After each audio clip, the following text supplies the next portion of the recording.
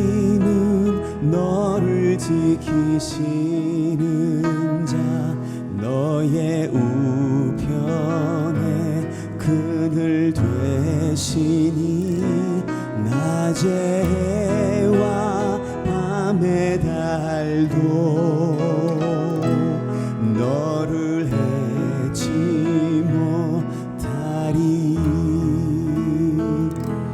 하나님은 너를 지키시는 자, 너의 환난을 면케하시니 그가 너를 지키시리라. 너의 출입을 지키시리라. 눈을 들어 산을 보아라. 너의 도움 어디서 오나. 천지 지으신 너를 만드신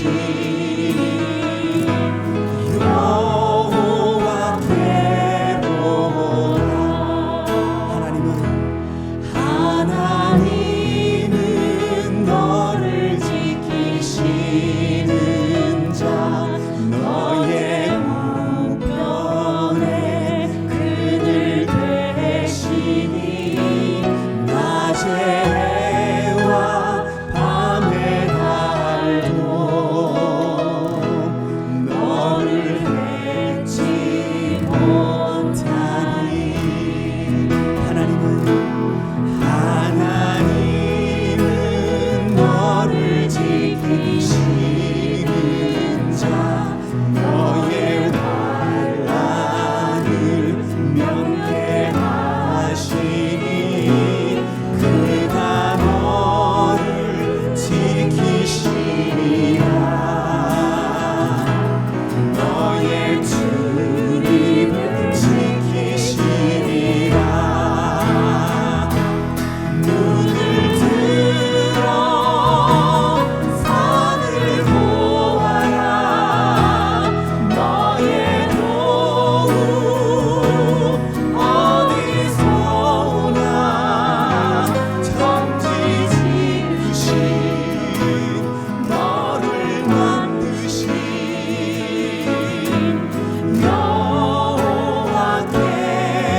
여호와께로라.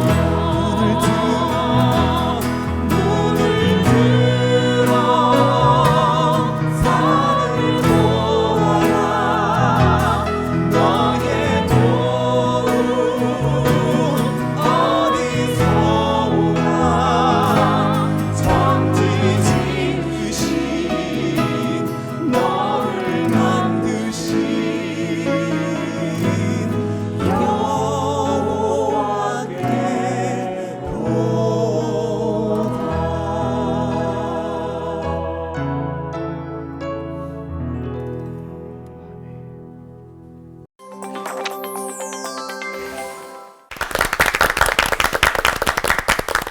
하나님이 우리를 지키시는 분이라는 걸 알 수 있는 성경 대목에 빠지지 않고 등장하는 게 있습니다. 바로 오늘 올포한 주제인 하나님의 손인데요. 고개를 끄덕끄덕 하시는 걸 보니까 하나님의 그 은혜의 손을 만나신 적이 있으신 것 같죠? 네, 만난 적 있죠. 네. 어려울 때 하나님의 손이 이렇게 다가왔어요. 그 하나님의 손은 자기를 찾는 모든 자에게 선을 베푸시고 배반하는 모든 자에게 권능과 진노를 내리신다. 이 말씀 너무 힘납니다. 네. 저는 왜 이게 기억나죠? 욥의 말이에요. 나의 친구야, 나를 불쌍히 여겨다오. 하나님의 손이 나를 치셨구나. 제가 손이 맵거든요. 매운 엄마 손 같기도 해요. 또 모세에게 이르신 말씀. 여호와의 손이 짧으냐? 결코 짧지 않잖아요. 그렇죠. 근데 왜 하나님을 이 신체 부위 중에 손으로 표현을 하셨을지 궁금합니다. 신체 사람들 중에 가장 다른 사람들에게 많은 도움을 줄 수 있고 접촉이 가장 많은 부위가 손. 그래서 손을 사용하지 않았을까요? 손에는 치유하는 능력이 있는 것 같아요.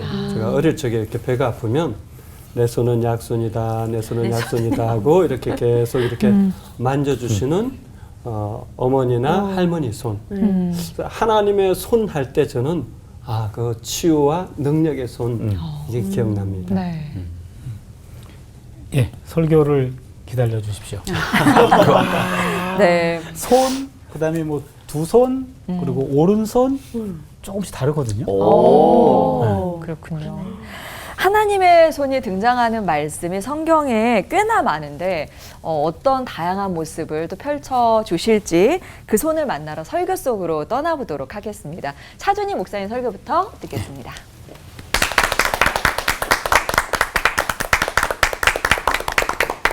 하나님의 손과 팔이라고 하는 것은 구원의 의미도 있고 심판의 의미도 있어요.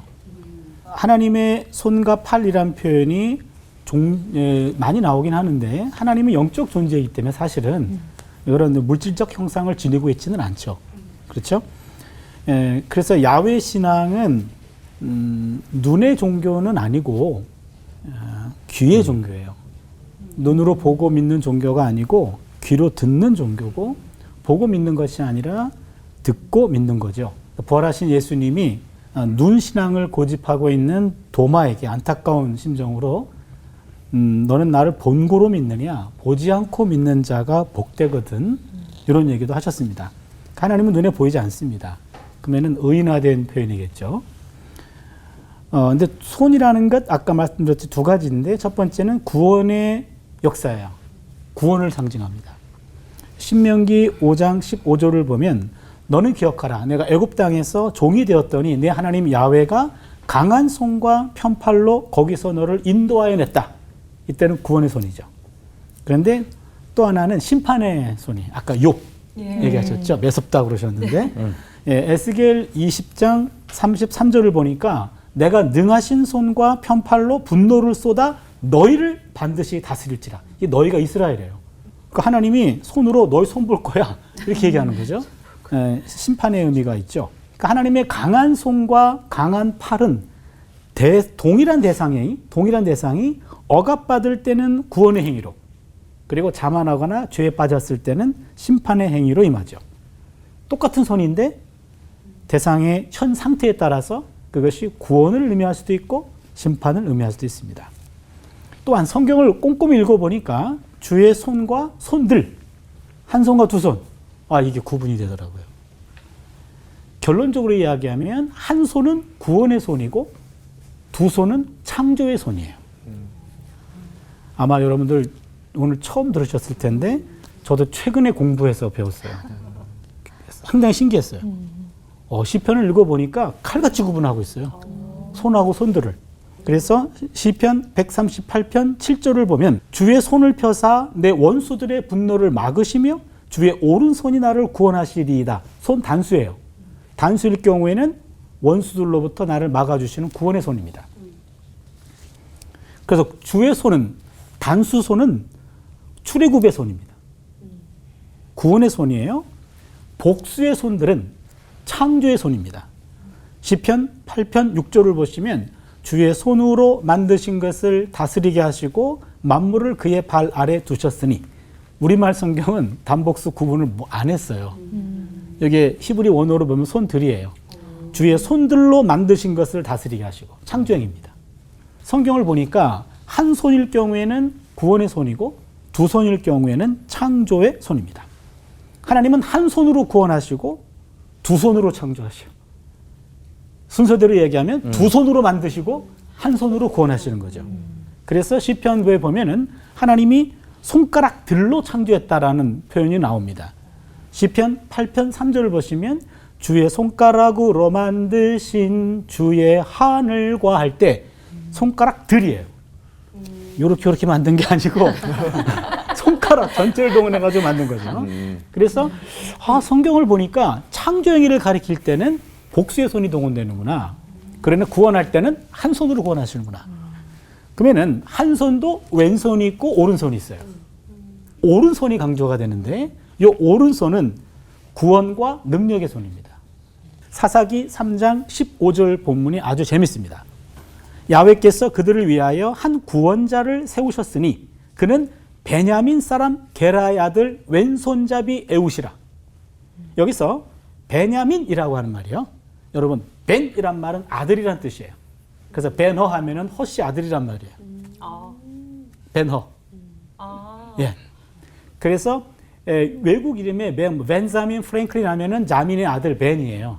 그러니까 벤자가 들어가면 아들이에요. 그래서 벤 야민 할 때 벤은 아들인데 야민은 오른손이에요. 그러니까 베냐민이란 말은 오른손의 아들이에요. 그래서 베냐민 사람인데 왼손잡이래. 그러니까 오른손의 아들인데 왼손잡이.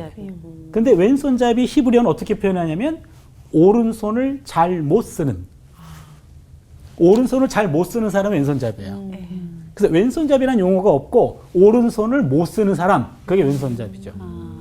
이게 오른손을 못 쓴다라는 말은 좀 장애 같은 그렇게 인식되는 거예요. 그러니까 왼손잡이 하면은 저런 문제가 있는 사람. 그래서 성경에 보니까 오른손과 왼손을 구분했더라고요. 그래서 왼손잡이는 오른손을 못 쓰는 사람 그렇게 표현했어요. 그러면은 왼손잡이는 열등하고 불결하고 무능한 사람으로 취급됐어요. 그리고 오른손은 정상적인 손이고 우월한 손이고 청결한 손이고 능력의 손이에요. 그래서 시인들은 기도할 때마다 하나님의 오른손을 주목합니다. 시편 139편 8절 10절을 보면 내가 하늘에 올라갈지라도 거기 계시며 수월에 내 자리를 펼지라도 거기 계시나이다.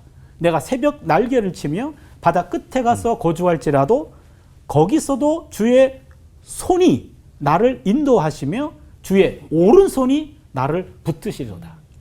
주의 손이 나를 인도하는데 왼손이 아니고 오른손이라고 얘기해요. 이사야 41장 13절을 보면 이는 나 야훼 너의 하나님이 네 오른손을 붙들고 네게 이르기를 두려워하지 말라 내가 너를 도우리라 할 것입니다. 하나님이 오른손으로 우리의 오른손을 또 붙잡아줘요. 믿음의 사람은 지금도 우리 하나님이 우리의 오른손을 붙잡고 계심을 의심하지 않고 믿습니다.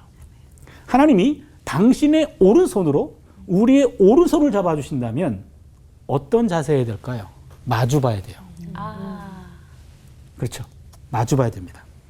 하나님 우리 앞에서 우리의 얼굴을 대면하고 마치 어린아이를 손잡고 앞으로 인도하듯이 코앞에서 오른손을 잡고 앞으로 인도하십니다. 오늘도 우리의 오른손으로 하나님의 보이지 않는 오른손을 붙잡고 살 수 있기를 바랍니다. 아멘. 기도합니다. 우리를 꽉 붙잡고 계신 하나님, 하나님의 따뜻한 오른손의 온기를 놓치지 않고 온전히 느끼며 살게 하여 주시옵소서. 아멘. 예수님의 이름으로 기도드립니다. 아멘. 여러분, 삼손 하면 제일 먼저 떠오르는 게 뭐예요? 삼손. 머리털이죠. 머리털. 삼손 하면 그와 같은 생각들을 많이 합니다. 삼손의 힘의 근원이 그 머리털에 있다라고 하는 선입견이 거의 모든 신자들의 의식에 자리 잡고 있는 것 같아요. 그런데 성경 그 어디를 보더라도 삼손의 힘이 삼손의 머리털에서 기인했다라고 하는 말씀이 없습니다. 여러분들이 사사기 말씀을 읽어보시면 삼손이 힘을 발휘할 때가 있어요. 그때 14장 6절, 14장 19절, 15장 14절 이 삼손이 결정적인 상황에 힘을 발휘하는 상황인데 항상 이 상황에는 어떤 문구가 따라 붙는가 하니까 여호와의 영이 삼손에게 임하시니 그 삼손의 힘의 근원은 삼손의 머리털이 아니라 성령님이시라는 거예요. 이게 아주 기본적이고 중요한 사실인데 삼손이 이것과 관련한 자기 인식이 어떻게 되는가 하면요. 사사기 15장 16절에 삼손이 한번 때려잡고 난 다음에 어떻게 고백을 하는가 하면 이렇게 고백합니다. 이르되 나귀의 턱뼈로 한 더미 두더미를 샀음이며 나귀의 특별로 내가 1000명을 죽였도다 하니라. 그러니까 자기는 머리털이 지금 길고 자기 안에 있는 어떤 능력과 힘으로 이들을 무찌르고 때려 잡았다. 이렇게 지금 고백하는 거죠. 드릴라가 와서 당신의 힘의 근원은 어디예요? 자꾸 유혹을 하면서 묻습니다. 그때 삼손이 뭐라고 이야기합니까? 나의 힘은 하나님의 영에서 온 것이다. 이렇게 이야기해 버렸으면 드릴라가 어떻게 조치를 취할 수도 없습니다. 그런데 삼손은 어떻게 말하는가 하면 내 머리가 밀리면 내 힘이 내게서 떠나고 이렇게 16장 17절에서 삼손이 이야기하고 있습니다. 그런데요, 재미난 게 있어요. 맨 마지막 16장의 22절에 가면 삼손의 머리털이 자라나기 시작하니라 그렇게 기록되어져 있잖아요. 그러면 여러분, 삼손의 힘의 근원이 정말로 그 머리털에 있었으면 머리가 이제 다시 나니까 야, 내가 삼손이야 하고 의지적으로 가서 다 때려잡으면 됩니다. 그런데 마지막에 삼손이 하나님 앞에 엎드려 기도하잖아요. 나에게 한 번만 더 힘을 주시옵소서. 그런 다음에 나간단 말이죠. 이 이야기는 하나님의 능력이 우리 삶을 찾아오는데 신자들이 공통적으로 가지고 있는 의식들이 있어요. 내가 너 때문에 산다. 너 없이는 나는 살 수가 없다. 너가 존재하지 않으면 내 삶은 아무 의미가 없다. 이런 것들이 다 있어요. 자, 우리 올포원 시청자 여러분, 여러분에게 있어서 이 너는 누구입니까? 여러분에게 있어서 이 너는 무엇입니까? 어떤 사람은 자식이에요. 어떤 사람은 돈이에요. 어떤 사람은 자기의 꿈이에요. 그런데 좀 깊이 들어가 보면 우리에게 너는 나예요. 모든 사람에게 이 중요한 너는 나라고, 나. 사랑하는 우리 올포원 시청자 여러분, 여러분의 힘의 동력은 무엇입니까? 여러분들로 하여금 오늘 이 하루를 살게 만드는 실질적인 힘과 능력은 어디로부터 공급되어지고 있습니까? 제가 최근에 큰 교회에서 사역을 하고 교회를 개척한 목사님을 한번 만나서 대화를 했습니다. 저 같은 경우에는 늘 변방으로 다니다가 교회를 이렇게 개척했던 사람이고, 이 목사님은 큰 교회에만 이렇게 몸담고 계시다가 현장에 와서 개척을 하는데 목회가 너무 힘들고 또 자기 뜻대로 잘 안 되는 거예요. 그러면서 목사님이 하시는 말씀이 참 아프면서도 회개가 담긴 고백을 하더라고요. 목사님, 사실 저는 교회 개척하고 나면 엄청 잘 될 줄 알았어요. 왜냐하니까 큰 교회에서 하는 것마다 다 잘 되거든. 근데 이 목사님 지금 뭐 놓치고 있습니까? 그 큰 교회 수많은 사람들, 이런저런 시설들, 모든 것들이 갖추어져 있는 그 시스템 가운데 자기가 어떤 사역을 하면 열매를 그때그때 얻다 보니까 그런 것들은 제대로 인식하지 못하고 현장에 나가면 이 경험을 똑같이 할 거라고 생각하고 개척에 뛰어들었다가 너무너무 고통스럽고 힘든 시간을 본인이 보내고 있고, 그동안 내가 능력 있고 탁월한 사역자가 아니라 나를 받쳐주고 있었던 수많은 사람들, 시스템, 이런 것들 때문에 내가 그런 열매를 간신히 맺었던 사람이구나. 그걸 고백을 하더라고. 우리도 마찬가지입니다. 우리의 힘과 능력은 하나님으로부터 옵니다. 아멘. 위로부터 임하는 그 하나님의 은혜와 능력을 공급받을 때 우리는 가장 우리 자신다운 우리로 살 수 있다는 것을 여러분들이 꼭 기억하시면 좋겠습니다. 그것이 바로 하나님의 손입니다. 하나님의 손길이 여러분의 인생을 붙잡고 여러분들 인생 마치는 그 순간까지 통과하는 그 은혜가 여러분들 모두의 삶에 넘치시기를 우리 주님의 이름으로 축복합니다. 기도하겠습니다. 하나님, 하나님께서 부어주시는 그 힘과 능력 의지하여 하루하루 살며 천성을 향하여 걸어가는 우리 모두가 되어질 수 있도록 은혜 베풀어 주시옵소서. 예수님의 이름으로 기도하옵나이다. 아멘. 빌립보서 4장 13절은 이렇게 말씀하시죠. 내게 능력 주시는 자 안에서 내가 모든 것을 할 수 있느니라. 자, 여기에서 내가 모든 것을 할 수 있느니라의 전제를 놓치면 안 됩니다. 내게 능력 주시는 자 안에서. 이것이 너무너무 중요하죠. 내게 능력 주시는 자, 그분은 전능하신 하나님이죠. 우리를 사랑하시는 예수 그리스도시죠. 보혜사 성령님이시죠. 정말 그분 안에 깊이 머물기 위해서 우리는 무엇을 해야 할까요? 저는 모든 믿는 사람들이 세 가지 실험을 할 필요가 있다고 생각해요. 첫째는 믿음의 실험입니다. 우리 문제와 실험하기 이전에 내게 능력 주시는 분, 그분을 내가 어떻게 믿고 있는가 하는 믿음에 대한 실험이 우선적이라는 것이죠. 하나님을 찾는 자에게 상 주시는 분, 정말 하나님을 진심과 전심으로 찾을 때 그 하나님의 손, 하나님의 힘, 하나님의 능력이 나와 함께 한다라는 이 믿음이 있어야만 하나님을 찾게 될 것이에요. 자, 두 번째 실험은 하나님과의 관계성의 실험입니다. 능력 주시는 자 안에서 머문다라는 것이 피상적일수록 실제로는 믿지 않아요. 능력 주시는 자 안에서 머문다는 이것이 실제적이고 구체적일 때 우리는 어떤 상황 가운데든지 하나님과 더 깊은 관계성 속에 더 친밀한 관계성 속으로 들어갈 거예요. 내가 좋을 때뿐만 아니라 내가 힘들 때도, 내가 지치고 피곤할 때도 그분과의 깊이 있는 관계성을 더 추구할 겁니다. 그런데 그런 구체적이고 실제적인 신앙이 없으면 어떤 일이 일어납니까? 하나님을 마치 도깨비 방망이 다루듯이 내가 필요할 때만 찾습니다. 그러니까 하나님을 도구화시키는 거죠.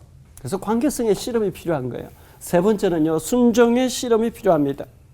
내가 정말 하나님을 인격적으로 믿게 되어지면 내게 능력 주시는 하나님 안에 우리는 절대 순종의 믿음 사건이 지속 반복 집중되어질 것입니다.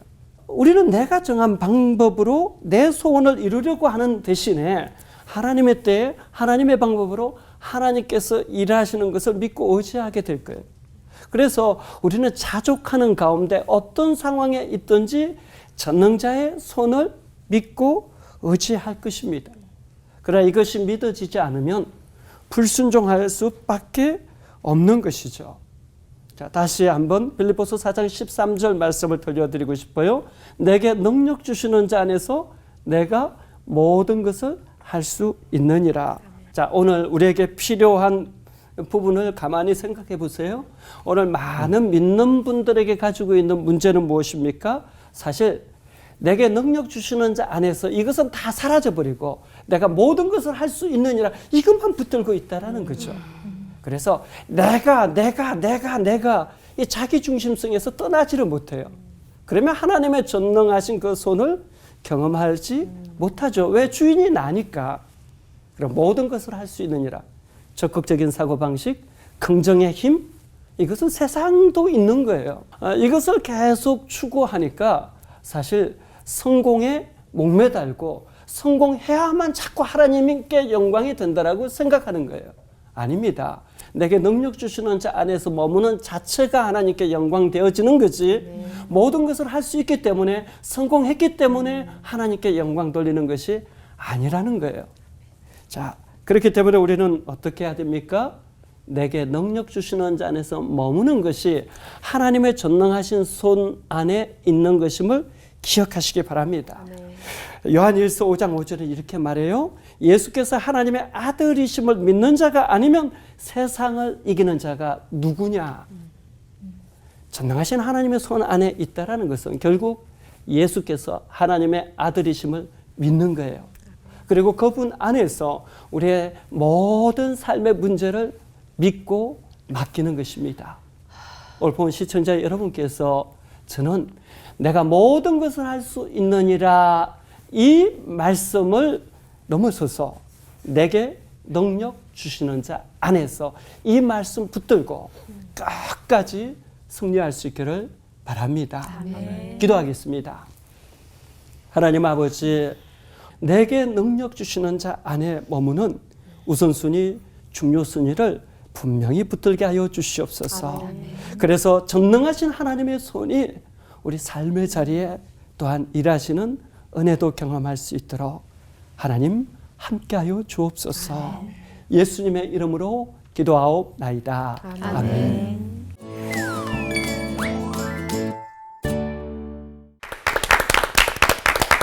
목사님 세 분의 설교가 굉장히 입체적이면서도 참 균형 잡히게 저희를 인도해 주신 것 같은데요. 설교를 들으면서 오늘 우리가 살아가는 원동력, 이 힘들은 다 어디서 오는 걸까라는 생각이 들었고요. 하나님의 그 따뜻한 손과 품에 안겨 있는 듯한 그런 느낌이 들었어요. 네, 저도 이제 하나님의 손을 꼭 붙잡고 한번 질문을 들어보려고 합니다. 성경에는 그 손 말고도 이제 좀 눈, 팔, 또 발등 같은 이제 신체 부위가 표현이 되는데 각각의 그 기관들이 갖고 있는 좀 의미가 있는지 좀 궁금하거든요. 또 있다면은 좀 더 좀 알고 싶습니다. 제가 이걸 좀 생각해 보면서 인간은 하나님을 묘사할 때 인간적일 수밖에 없잖아요. 그렇죠? 인간을 넘어서면 인간과 소통이 안 되는 거니까 그래서 신을 인간적으로 표현할 수밖에 없겠다. 그런 면에서 이거를 신학적인 용어로 그러니까 anthropomorphism이라 그래요. anthropo, 인간이죠. morphism. 그래서 신인 동형론, 신과 인간을 동일한 형태를 가진 것으로 표현한다. 이거는 하나님의 오른손, 뭐 하나님의 눈, 뭐 하나님의 팔, 하나님의 발등 이런 표현들, 이런 거는 신인 동형론적 표현이에요, 사실은. 또 하나님의 웃음, 분노, 울음 이런 거는 엔트로포, 이거는 그 패티즘이라 그래가지고 신인 동성론, 신과 인간이 동일한 성격, 동일한 성질을 갖고 있다. 그래서 동형 동성 이렇게 표현하는데요. 신인 동형론과 신인 동성론은 의도가 하나님의 내재성을 표현해주는 언어예요. 초월하신 그런 하나님이 아니라 하나님의 우리 안에 밀접하게 다가오시는 하나님의 내재성. 하나님은 초월성과 내재성 동시에 갖고 계신 분이잖아요. 초월성을 유지하면서 내재하고 내재하면서 초월하셔요. 그렇기 때문에 한국에서도 내재할 수 있고 브라질에서도 내재할 수 있어요. 정반대인데 초월과 내재가 동시에 가능한 분이기 때문에 근데 우리 내재성을 표현하는 것이 이러한 신인 동형론, 신인 동성론 이런 표현이고 하나님이 인간과 정말 가까이 있고 하나님은 피조물과 관련돼 있고 하나님은 피조물에게 관심이 많아. 그런 표현으로 손, 말, 동 이런 것들이 언급된 것이지 각자 하나하나 부위별로 어떤 의미를 담아내는가 이거는 조금 지나칠 수가 있겠다. 뭉뚱그려 얘기하면 하나님이 인간과 함께 있다. 가까이 있다. 요걸 보여주는 표현으로 보여요. 제가 어렸을 때 이제 늘 가난하게 살았기 때문에 돈이 없는 거에 대한 어떤 두려움들이 저의 마음에는 참 많았어요. 그래서 뭐 어머니 살아 계셨을 때 엄마 나 앞으로 공부해야 되는데 누가 돈 벌어서 나 공부시켜줘? 이러면 엄마가 이제 저를 안심시키려고 엄마가 눈을 팔았으라도 엄마가 장기를 팔았으라도 너의 공부는 내가 끝까지 시킨다는 그 엄마의 어떤 의지. 하나님은 사실 손과 발이 없으시죠. 우리 같은 인생이 아니기 때문에. 근데 하나님께서 이런 손, 발, 이런 신체들을 동원한다는 것은 내가 진짜 너희들과 함께 할게. 너희들을 정말로 도와줄게 하는 하나님의 가장 애끓는 표현 방식이 아닐까 그렇게 생각합니다.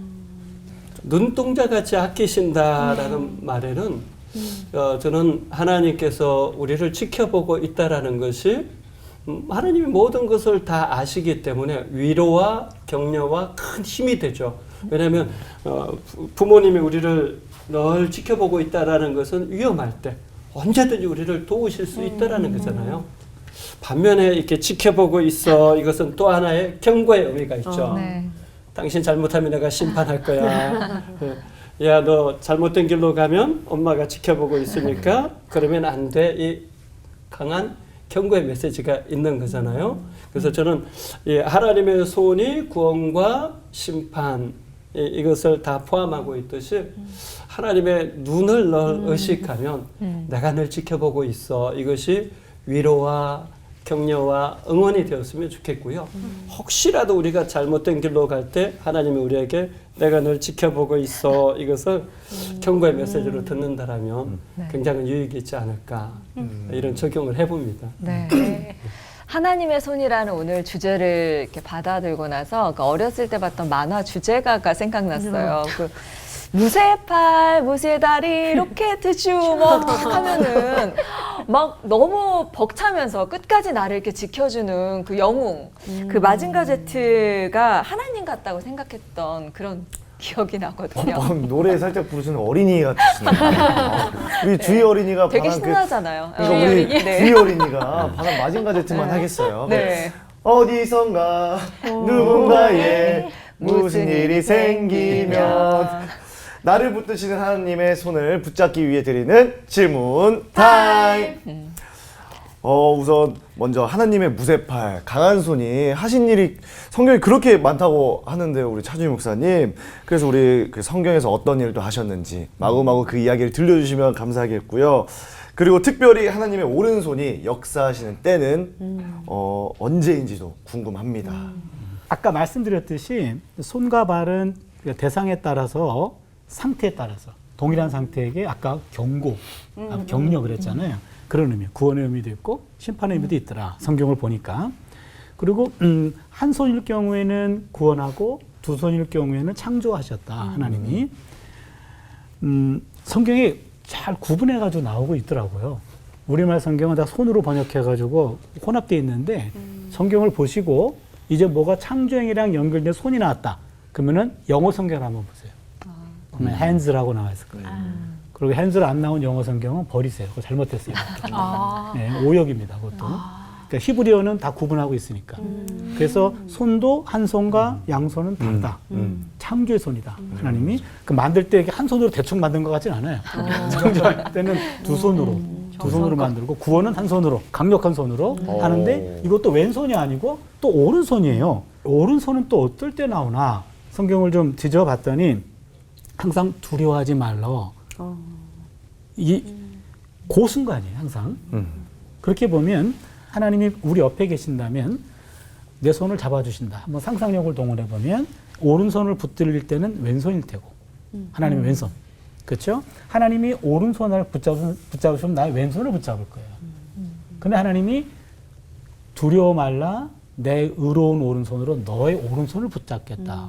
이렇게 얘기한단 말이에요. 그러면 아무리 생각해도 위치가 앞이어야 되잖아요. 그리고 앞에서 잡아당겨야 돼요. 어떤 상황일까? 어두운 상황이잖아요. 앞에 캄캄해가지고 한 발도 갈 수 없는 상황인데 그때 옆에서 야 가봐 그러면은 어떻게 가요? 나 혼자 무서워서. 그러니까 앞을 바꿔가지고 하나님이 강력한 오른손으로 내 오른손을 붙잡으셔서 끈단 말이에요. 그래서 오른손을 얘기할 때를 성경을 보니까 우리 인생이 캄캄할 때예요. 내 힘만 가지고는 한 발자국도 갈 수 없는 때. 그때 하나님은 의로운 오른손으로 우리 오른손을 잡고 당기더라. 그래서 어두운 상황에서 하나님의 오른손을 보는 것. 이게 엄청난 믿음이다. 그리고 힘이다. 그런 생각이 드네요. 위로가 되네요, 진짜. 이번에는 김광석 목사님께 좀 궁금한데요. 네. 지금 이 시점에서 네. 하나님의 힘이 정말 필요하신 영역이 있으신지, 그리고 또 삼손의 이 머리털처럼 목사님께도 그런 부분이 좀 있으신지 궁금합니다. 저의 인생에서 하나님은 어떤 분이시냐, 어떤 분이셨느냐 그렇게 물으면 우리 올본 시청자 여러분들이 솔직하게 목사님 말해도 된다. 그렇게 허락을 해주시면 네. 저는 이렇게 말하고 싶어요. 나 잘 되는 꼴 죽어도 못 보는 분. 그러니까 하나님이 어떤 현존과 실존 그리고 나를 붙잡고 걸어가 주신다는 것을 생생하게 느끼면서 통과했던 날들이 사실 별로 없었던 것 같아요. 돈이 없어서 울고 서러웠던 날들. 뭘 해보고 싶어도 밀어주는 사람도 없고 함께하는 사람도 없어서 고통스러웠던 날들이 많았어요. 근데 이렇게 그런 시간들을 꾸역꾸역 통과하고 뒤를 이렇게 뒤돌아보니까 하나님 저를 붙잡고 걸어가 주셨던 날들이 보여요. 지금 이 시점에 하나님의 은혜가 정말로 저의 삶 가운데 함께 했으면 하는 그 간절함이 있는 영역은 이번에 교회를 개척을 했잖아요. 개척을 하기 전에 이런저런 두려움들이 굉장히 많더라고요. 이 나이에 또 어떻게 개척을 하나. 제가 개척 선언을 할 때 그 행신교회 영상을 이렇게 한번 봤어요. 와, 제가 봐도 멋있더라고요. 딱 그 울산으로 가겠습니다 하는데 제가 봐도 간지나요. 근데 멋있는 것은 잠깐이더라고요. 그 선언을 저 삶과 인생으로 받아내는 것은 또 다른 거죠. 개척을 하는 과정, 또 이제 개척을 해서 교회를 세워가는 이 과정 속에 이제는 힘이 빠지고 철이 들었는지 하나님이 하십시오. 그리고 제발 은혜를 부어주십시오. 그 간절함이 하나님을 향하여 마음을 다해가지고 기도로 올려지게 되더라고요. 그런 저 자신을 이렇게 보게 돼요. 솔직히 굉장히 많은 염려와 걱정들이 매일 밤마다 저를 짓눌러요. 그래서 하나님께서 잘 자고 아침에 잘 일어나서 너를 찾아오는 그 삶을 나를 사랑하는 마음으로 그냥 받아내라. 내가 하겠다.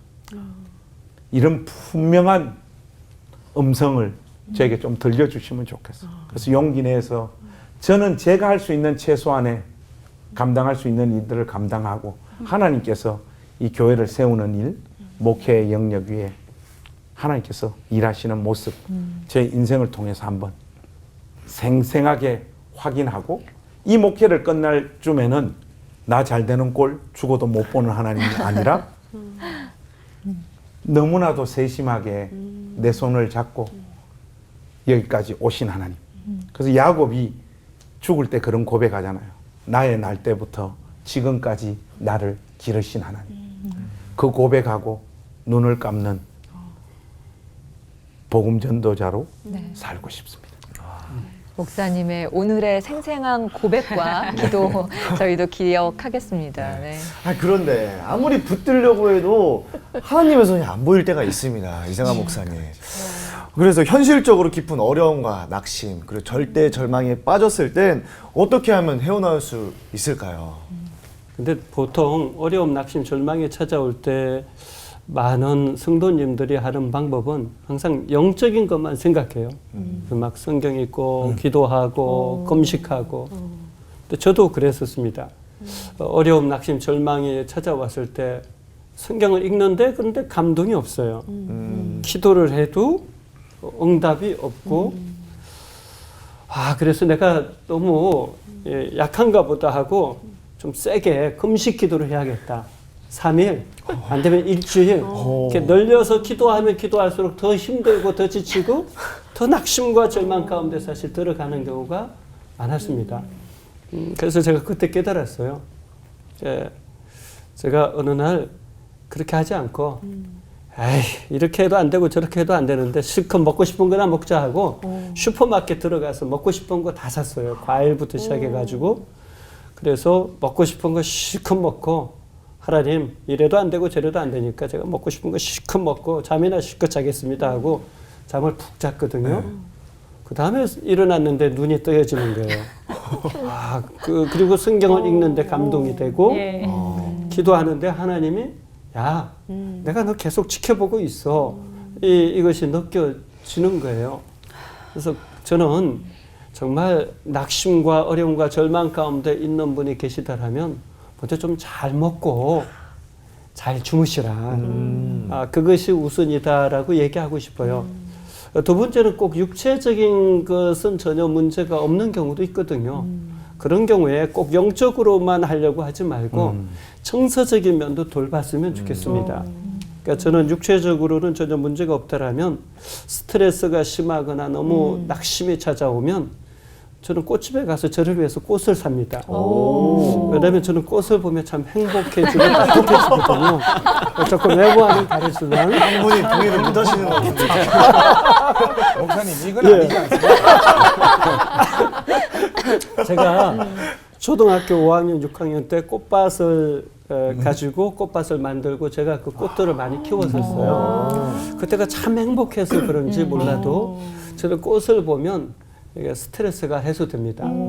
또 목회자가 막 여기저기 이야기할 수 없는 것이 많이 있거든요. 꽃하고 이야기를 하는 거죠. 물론 꽃이 알아듣는 것 같지는 않아요. 그래서 저는 절대로. 그렇죠.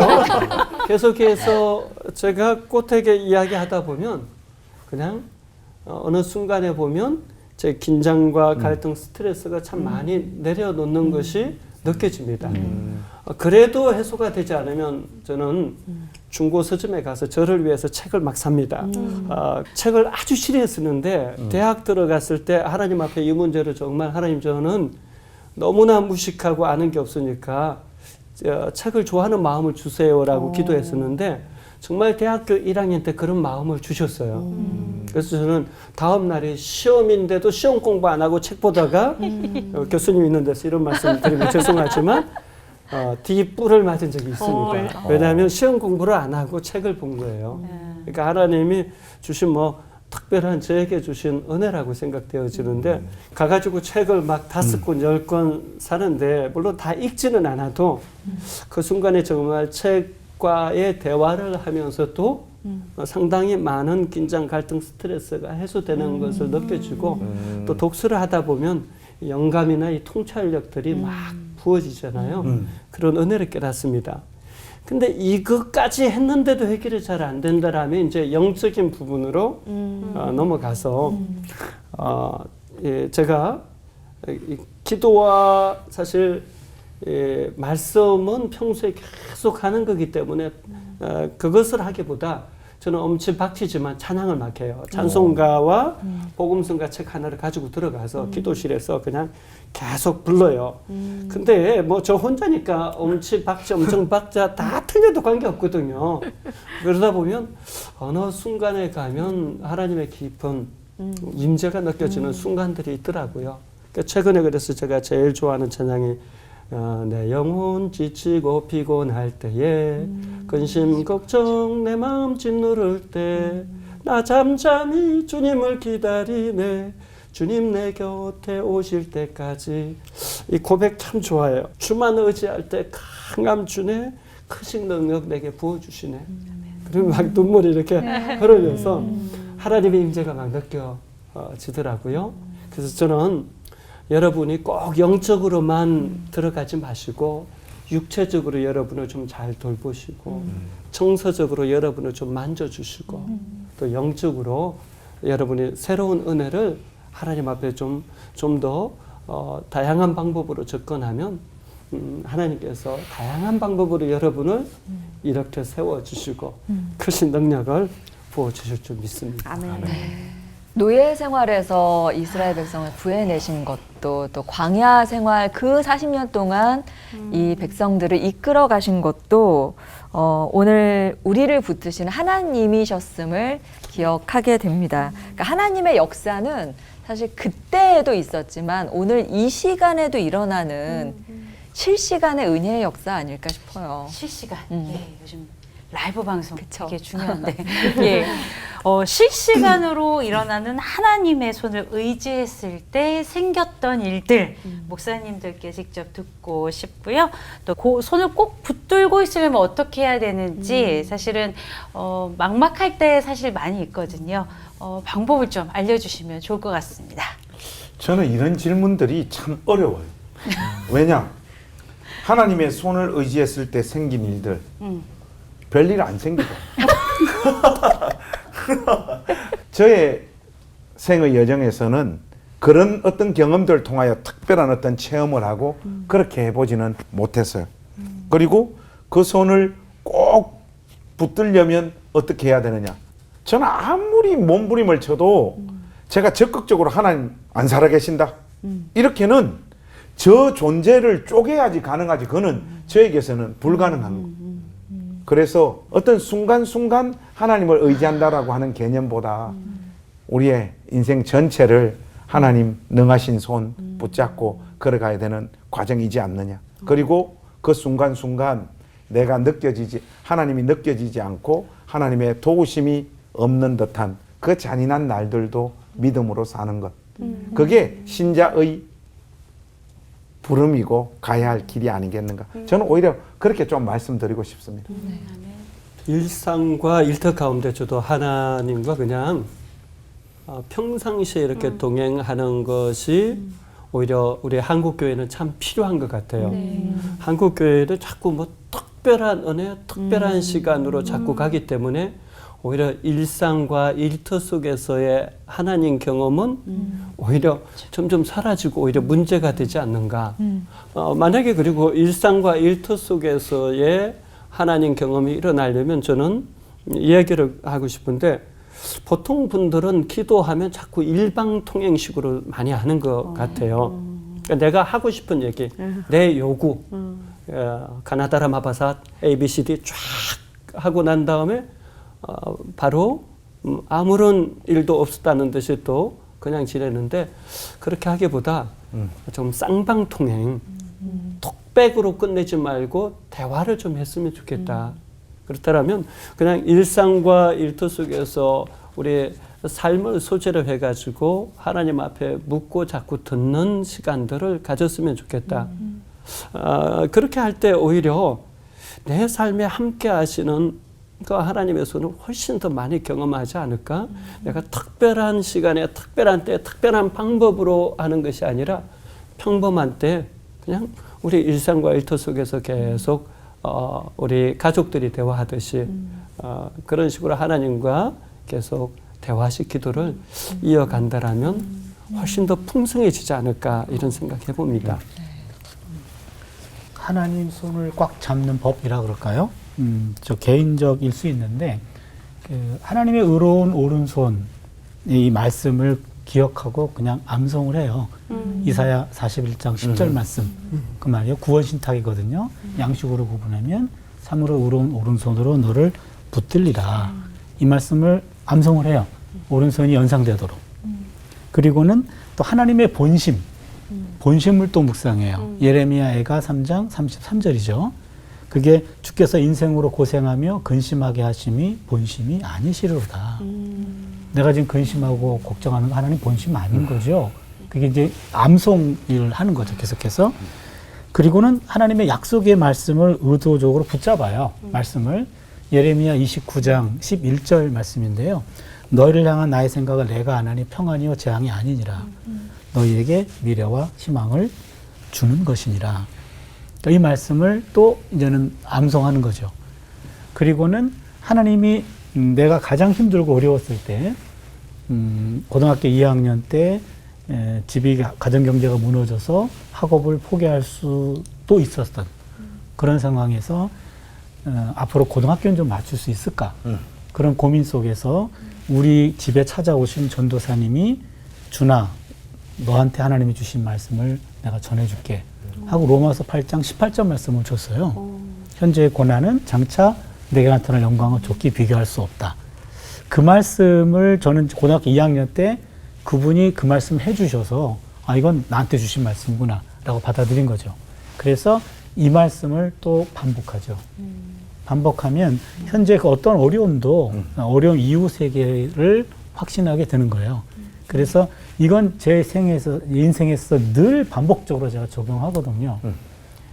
책 쓸 때마다. 제가 지금 60권을 출간했거든요. 근데 공개적으로 키만큼 쓰겠다고 공개를 해가지고 그 약속 때문에 지금 맨날 앉은 키로 바꾸시면 머리털이 아직도 다 뽑혀야 되는데 그래서 오늘도 지금 번역하다가 이렇게 왔는데 할 때마다 고통스럽거든요. 그런데 항상 그때마다 출간되고 난 이후로 연상하는 거죠. 이게 출간이 되면 누구가 좋겠구나. 그리고 목사님들이 설교에 도움이 되겠구나. 그리고 학생들이 조금 학업에 좀 도움이 되겠구나. 이런 고통 이후에 있는 현재 고난은 영광과 비교할 수 없다. 라고 하는 말을 제 생에 있어서 계속해서 묵상하면서 암송하면서 오늘의 고단함을 위로하면서 가거든요. 그래서 저 개인적으로는 그 오른손 구원신탁, 하나님의 본심, 그리고 하나님의 약속, 그다음에 내게 주신 말씀. 요 네 구절만큼은 늘 이렇게 힘들 때마다 암송하면 오히려 저게 큰 힘이 되는 것 같아요.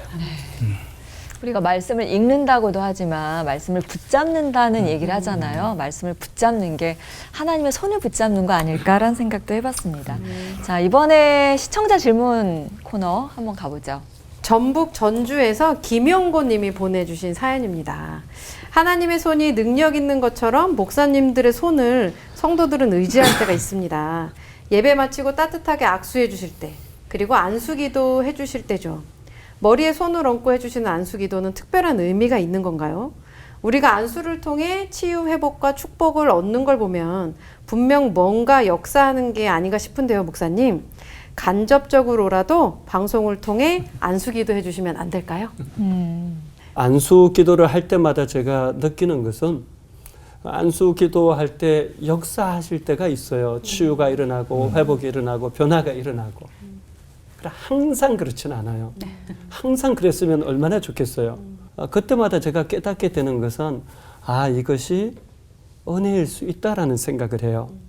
왜냐하면 안수 기도를 목회자가 한다라고 해도 하나님이 아니잖아요. 역사하시는 분은 하나님이시지 그 안수하는 분이 아니거든요. 하나님께서 그분을 통해서 일하시는 거죠. 만약에 안수 기도하는 사람이 계속 기도할 때마다 다 치유되고 회복된다라면 어느 순간 하나님을 도구화하고자 하는 시험과 유혹에 저는 빠질 수 있다라고 생각해요. 또 많은 사람들이 그 사람을 오히려 하나님의 자리에 둘 수 있다라고 생각해요. 그것은 그 목회자에게나 다른 성도님들에게나 굉장히 위험한 일이다. 그래서 저는 안수 기도할 때마다 정말 그 성도님을 향한 애틋한 마음으로 간절히 기도합니다. 그러나 결과는 하나님께 있는 것이죠. 또 안수 기도를 받는 분들도 전적으로 하나님을 힘있게 의지했으면 좋겠어요. 예, 그래서 안수 기도 그 자체는 저는 굉장한 귀한 축복의 통로가 되는 거라고 생각하고요.